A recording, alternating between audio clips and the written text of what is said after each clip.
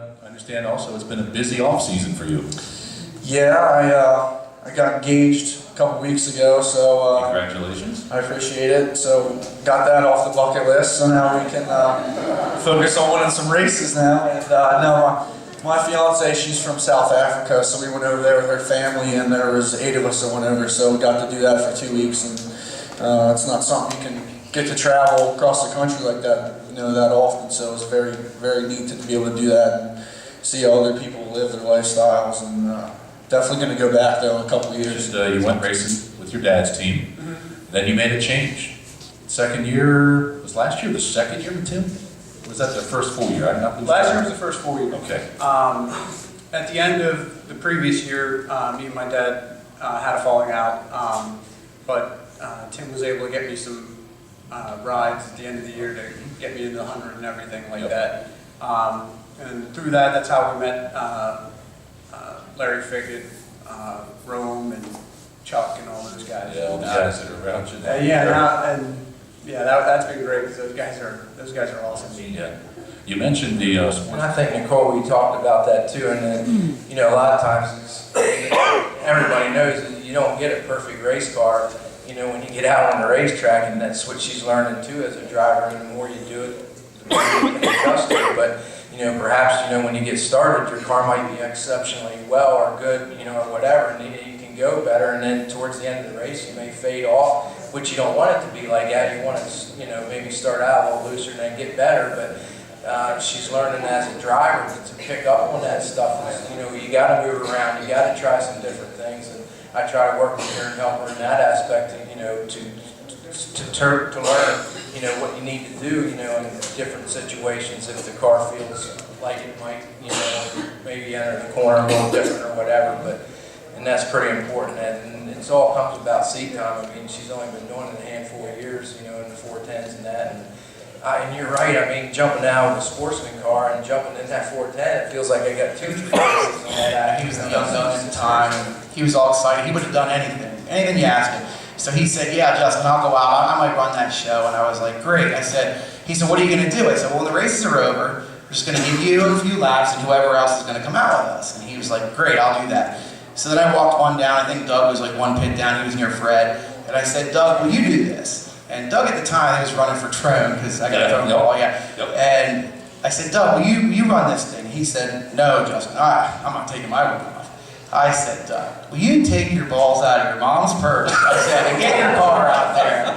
And he said, okay, I'll do it. Yeah. So I went to the office, the night was over, Glenn radioed me on the radio, or it was Butch, and he said, "They're ready to go out. Doug's going to start out and Cody will be up next." I said, "What about the other guys?" And he said, "No one else is going out with those 2. So I was a little worried because I had no support now for the USAC show that was coming up. Doug goes down the front stretch. I heard the car, never lifted. I'm in the office and I said to my sister who was working at the time, "He never put the brakes on or let off the gas, did he?" Wham! Right out the gate he went. Cody never came out, as you know. And that was the end of that. USAC didn't run either of those 2 shows. Doug did run points that year, and we ended up running second in points at Port. We lost on the last night in the Tuscarora 50. Wow. And that was kind of heartbreaking. It kind of put a stale taste in my mouth for points racing after that, just because it was so, it was stressful. And it started to get in my head, actually. I think towards the end of the year, I was racing for, I'd be running 5th and I would hang on to 5th, and I didn't try to get better than that. It was one of the deals where it was like we started off the year so well. I think we had to win the second race of the year right away, and like boom, we were right up front. We led points pretty much the whole year, and at some point we just kind of went into like defense mode and stopped playing racing offensively, and it just, that's not what I wanted. I want to race for wins, and I want to do my best. But yeah, we went out to Tulsa, Oklahoma, out at the Tulsa Shootout over New Year's, and ran 4 divisions out there, qualified for the A main in all 4 divisions. Each class had about 200, 250 cars. Then we just got back from Florida. We were down there, ran 4 nights of Winter Nationals and won all 4 nights down in Florida. Yeah, we were coming out of 4 to the checkered flag, and a lap car came down in front of me there, and I got into him and spun around the ring and crossed the line backwards. And I got out of the car, I didn't even think the race was over. I thought we just lost the race, and looked up and all the cars were going off the track, and looked up the scoreboard and we were still in first place. And that video is all over Facebook. Everybody has to look it up. It was definitely a photo finish. We got lucky on that one. Yeah, that's the point. Brent's races at Path Valley so far in the micro sprint, and he came out this year and said he was going to do a point series, and whoever won the point series got to test his 410. And I guess the first race at Path Valley, I'm going to get the test session in his 410 there, and hopefully I keep it off the fence and do a pretty good job. Yeah, he said, you know, you need a week or two running these cars on the track early on to really pack that base, because otherwise the track's still unstable. How does that translate for you as a driver? Well, what happens is, because and when we try to race during the daytime, it's a unique challenge in itself, because obviously the sun, the wind, it affects the overall top of the surface. But what you may not realize is below the surface of the racetrack, what's going on underneath there. And when there's not a, as you say, a solid base underneath, I was just talking to these guys about when they put new clay on, they tear it up, they get it pretty decent, they try to mesh the old with the new, and then what happens is it leaves up to maybe almost a foot of soft mud. If you've ever built a house or had a new yard brought in, I mean, there's probably 6-8 inches of topsoil, but and then when you walk on it, it's just soft. So it takes a while to kind of compress, get hard, get dense, if you want to say, to take out the air, the moisture, whatever. And when we go out there for the first time, after they've done these things,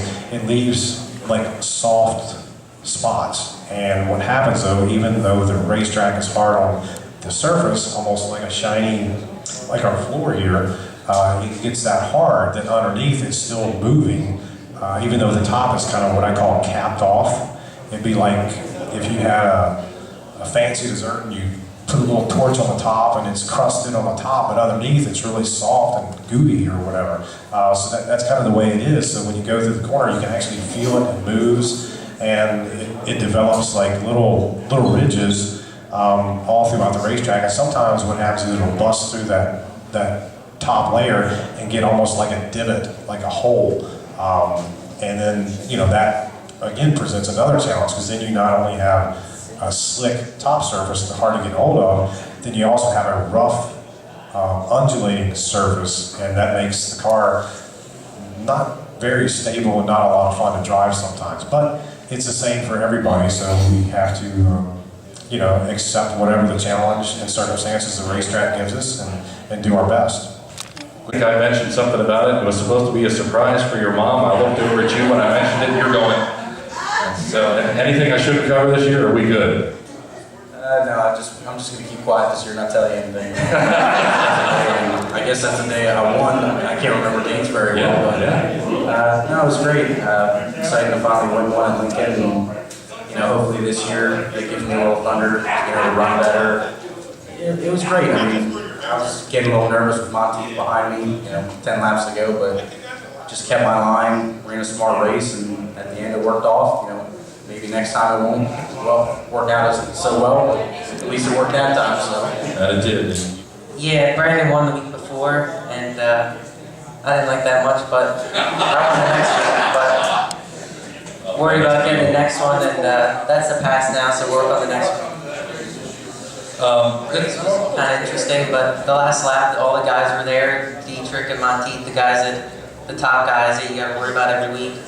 And then the lap cars mixed it up, and I didn't know it was that exciting of a race because I only saw Monteith there, but it worked out, and I ran for the bottom, and it just worked out. I take it you have since watched the race? Yeah, it was pretty exciting watching it. Oh yeah, it was real exciting. It was so rewarding for me to see them guys back out there, and see the enthusiasm of the people that came and all the faces that you haven't seen forever. It was pretty humbling to pull it off. The guys, Brandon lettered all the cars and Freddie put them all together. We had quite an investment, and it was way more work than I ever anticipated, but it was well worth it. And Lynn Paxton, was the first guy I actually asked, and he summed it up. I didn't get a picture of us all together, and that's one thing I regret, because you know, we'll race a long time before you'll ever be able to assemble a group of guys like that again, as far as I'm concerned, because I have all the respect in the world for all the guys who did it. It was so neat to see the smiles on their faces when I got out of the cars. It was cool. And I'm telling you, some of them guys, Bobby Weaver, even Paxton, all the guys, even on the button, it was pretty wild. Well, it was Syracuse week, and at that time, Linda Vicari had the Nazareth Mile. And Keith was up at Syracuse, and a friend of mine knew Al Hamilton at the time, and I was there running modifieds or whatever, small blocks. And for Keith to run the next day, somebody had to take their car out. Well, they said, "You mind taking that sprint car out?" I was like, "I'll take it out, I don't care." And I had never driven one, never started one. Well, I went out there, and this thing was a big block, and I'm like, holy shit. It was like, oh man, it was amazing. I think I ended up spinning it out, and I'm like, I never thought I'd end up racing them, you know, for a living or whatever, but it was quite an experience, especially to get in Al's car. You know, the one thing I think we do miss today in this area is we had Al Hamilton and Blake, Walt Dyer, so many guys that brought such atmosphere to the interviews, the thing. That's one thing I wish we could still capture. Next week, we're bringing the big Finish bucks. in the top 5 in points over there and do good there. And we're going to run the Grove, the races they have, and maybe definitely run Lincoln, maybe the show in Seals Grove we have, and maybe make a few appearances over at Path Valley just to see how we're doing over there and stick at that. So, It's a completely different animal though, and really, Williams Grove I think is a more technical racetrack to drive. I think Seals Grove's a little bit easier because you just kind of put your elbows down and you put the hammer down and you just go out and have fun. You know, the scarier for me driving into turn 3 of Williams Grove. Okay. You can't see where you're coming out of, so it's Right. just a different animal. And probably just because I have more laps at Seals Grove, I was always just more comfortable there. Yeah. So you.